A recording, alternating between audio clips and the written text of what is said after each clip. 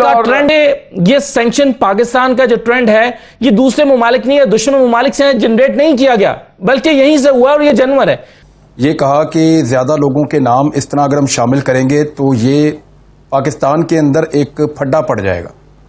और मामला ये है कि क्योंकि ये एक नेशनल कॉज है, अगर हम आपस में लड़े तो ये मसला कहीं से कहीं निकल जाए। क्लियर कर रहे हैं कि हमारे मुल्क के अवाम जो है क्या है सर, ये सैंक्शन पाकिस्तान का ट्रेंड है, ये सैंक्शन पाकिस्तान का जो ट्रेंड है ये दूसरे मुमालिक नहीं है, दुश्मन मुमालिक से जनरेट नहीं किया गया, बल्कि यहीं से हुआ और ये जनवर है। ये कहा कि ज्यादा लोगों के नाम इस तरह अगर हम शामिल करेंगे तो ये पाकिस्तान के अंदर एक फड्डा पड़ जाएगा।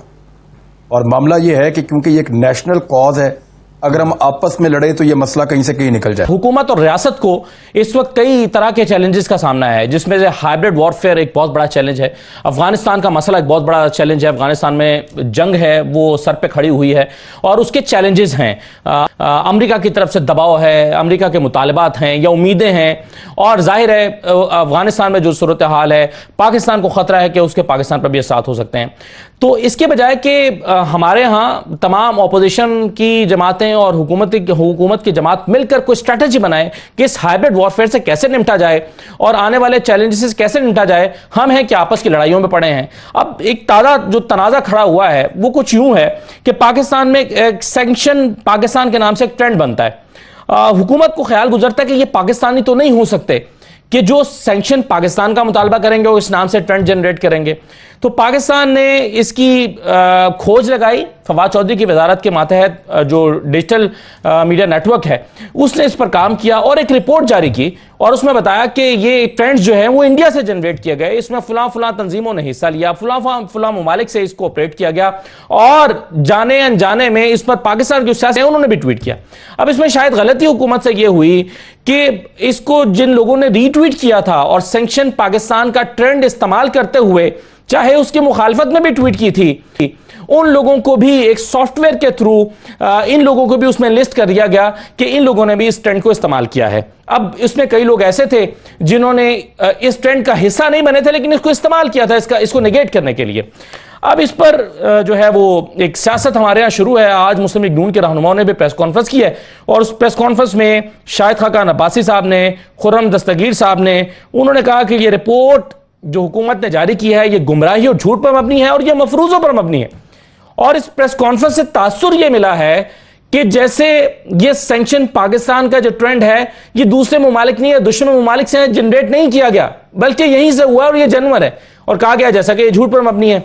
अब ये क्लैरिफाई इससे नहीं हो रहा कि जो हम पर इल्जाम लगाएंगे सिर्फ वो झूठ पर मबनी है, बल्कि बाकी बातें ठीक हैं कि इंडिया से जनरेट हुआ, ये नहीं कहा इस प्रेस कॉन्फ्रेंस में। तो देख लीजिए फवाद चौधरी साहब क्या कह रहे थे। पाकिस्तान के खिलाफ जो बड़े सोशल मीडिया ट्रेंड्स हैं उनको इंडिया ने लीड किया है और उसमें पाकिस्तान के अंदर जो सबसे बड़ा प्लेयर है जिसने हिंदुस्तान की मदद की है वो पीटीएम और उससे ताल्लुक़ रखने वाले जो वर्कर्स हैं वो हैं, और उसके बाद उसमें अफगानिस्तान की जो मौजूदा हुकूमत है उसके लोग जो हैं वो शामिल हुए हैं। 2 सालों में वो 150 ट्रेंड्स पाकिस्तान की रियासत पाकिस्तान के खिलाफ 150 ट्रेंड्स जो हैं वो लीड किए गए। इनमें 37 लाख खाली ट्वीट्स जो हैं वो की गई। सारे जो ट्रेंड्स हैं इनको शुरू पीटीएम ने किया और इसको सपोर्ट जो है वो हिंदुस्तान से जो है वो मिल रही थी। इस ट्रेंड में ना जानते हुए या जानते हुए JUIF ने और PMLN के मीडिया टीम ने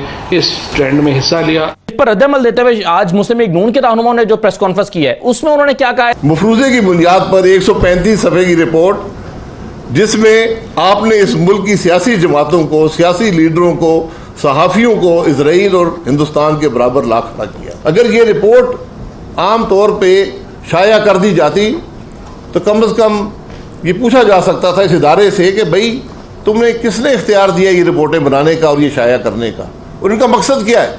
ट्रेंड को इंडिया ने और अफगानिस्तान ने और पीटीएम ने, इन लोगों ने इसको इस्तेमाल नहीं किया, ये मतलब समझा जाए इसको समझा जाए कि ये जो रिपोर्ट इशू हुआ है और जिस आदमी ने इशू किया है, पहले ये देखिए है कौन। ये लोटा लीग के सबसे बड़े चैंपियन है, कन्वीनर जनाब फवाद चौधरी साहब। ये पाकिस्तान को बदनाम करने के लिए, पाकिस्तान की रियासत के साख को खराब करने के लिए इशू किया। इन्होंने पढ़ा तक नहीं, देखा तक नहीं, समझा तक नहीं और ये आके बैठ गए और बैठ करके इस तरह के मैंने ये खुद डिक्लेयर कर रहे हैं कि हमारे मुल्क के अवाम जो है क्या है सर, ये सेक्शन पाकिस्तान का ट्रेंड किसने बनाया? क्या पाकिस्तानियों ने बनाया सेक्शन पाकिस्तान का ट्रेंड? देखें आप, हैशटैग अलग चीज होती है, आप लोगों की राय।